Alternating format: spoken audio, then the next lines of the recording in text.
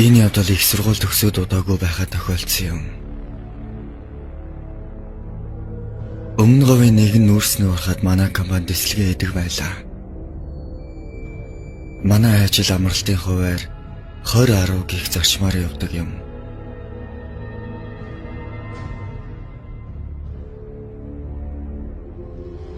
Нэгэн амралтаараа би алдар спорт горон дээр очиж өөрийн бүхэн багш Монгол улсын начин дээр очиж бэлтгэл хийв. Багш тэр үед удтал алгуулсан надаас "За, хаагур яваад байна" гэж асуухад нь би "Багш, би дэслэгээний компанид ажилд орсон. Нүүрснээ ороход ажиллаж байгаа штэ." Гэхэд багш минь надад нэг айхтар үг хэлсэн юм. "За минь өхөө.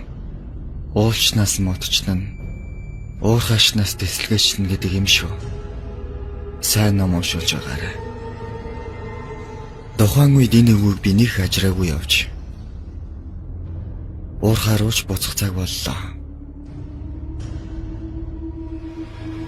Биднийг очоод хэд хонож байтал захирал уурхайн удирдлагуудаа хуралдахаар ирэв. Манай гэрт 4 хүн байх бөгөөд захирал жолоочтойгоо амархаар болж би нэг ажлын дүүтэйгээ хамт өөр гэрт орж хонохоор болов.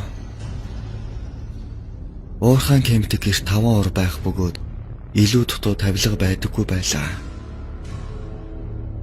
Бид хоёр зааж өгсөн гэрт нь ороод дүү залуу гэрийн хаалганы зүүн хатавшны оронд, харин би баруун хатавшны орон дээр унтахаар хэвтээцгээв.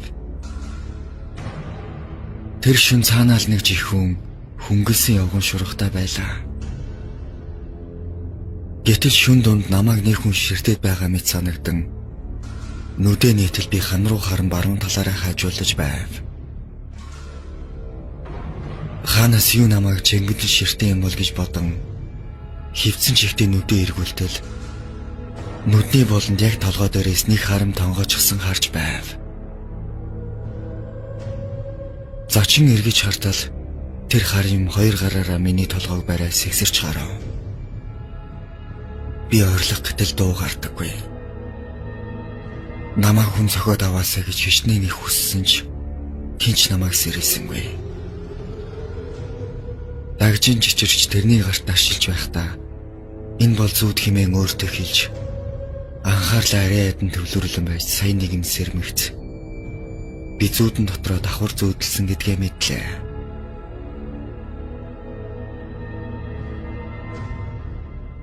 Гэвч Монгол гэрт тэрэн байтугай сүнс орж ирч чаддгүй юм хойно намайг нэг л газар ширтэж гэж бодоод түүний намайг ширтэж харцаар түнсэн завсрыг хайж гэр дотор гар утасны гэрлийг хасан хайж байтал дотгоны нэг үн цааш илүү гарч хоёр талаар нь сарны бүүдгэр гэрэл гаднаас гэрлүү тусаж буйна.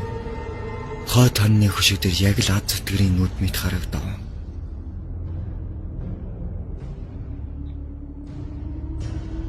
Би гэрлээ тусган босч очоод доороос нь шалны ачраав тэр нүхийг бүгэлж өгөөд эргээд орондоо ороод толгой дээгүүрээ хүнжлэн мөрөө унтах гэтэл дахиад л хар дарж эхлэв.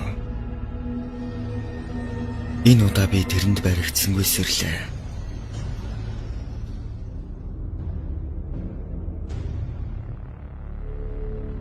Би хідэн сайн бөө найзтай байсан тул найзынхаа онгодын эснэр уг онг тэнгэрийн буудал суудал оог нэрийг нь амандаа зөөлгөн бовтнож өвөө минь хүүгээ аврагчиж олон дахин хийж байтал яг миний орны харалтаа надаас 5 албан зайтай гэрийн гадаа нэгэн эмэгтэй хүн хачин хөөрхийг сонслоо. Түүний нөх нь чиний дуудсан хүн ирв. Тэгээд яаж вэ гэж тавлага мэт сонсогдов. Тэр муухай нийдийг сонсомогцоо би шууд өөрийн төрлийн удган болохыг ичлүү залхтал үүрийн 4 цагт ашгүй ганц дуудуулаад л уцаачглаа. Бано өдөө ундаагүй байсан юм уу? Ээжин сая хар дараас ирчихлээ. Яавч гэж хэлв.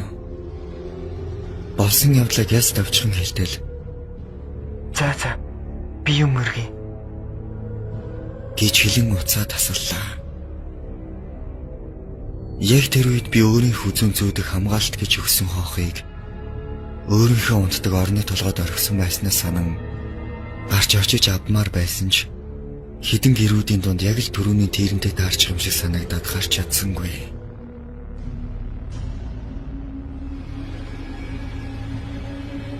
Ингээд их чиг юм өргөж байгаа байх хэмээн хүлээж байтал үүрийн 5 цаг болов. Гадаач цагаан гээгээ татаад өглөө.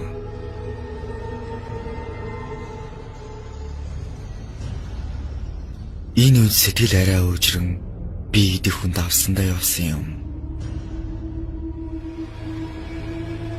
Өдөр нь би сэрмэгцээ хамт барилдаг лам дүүлүүгээ залгаад ахта ном сайн уншиж байгаарай.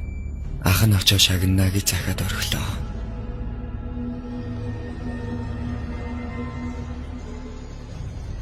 Дүүмэн сайн ном уншуулсан болол та. Дахиж тэрнтэй таараагүй дээр хонхоо үзүүнээсээ огт салгасангүй.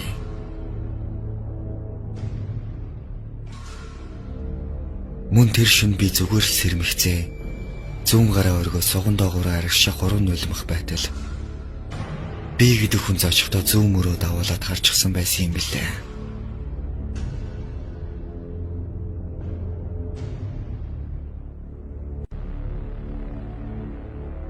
Охтын тайван байдаг газар тэр шин яагаад ихтлээ чихэн салхитай чөтгөр шулман дэгдээ юм бол гэж бодож байтал тэр уурхай эзэн хятадууд гахаан толгоор газар хадарч зан үйл хийсэн юм байх. Гахаа ерөн соёгороо газар хадарч өөрийн эзэмшлийн гадраа тэмдэглэдэг амтангийн багшийн хилдэгч үг ортоо үг. Балиар хятадууд ч башир зан үйлтэй юм байна лээ.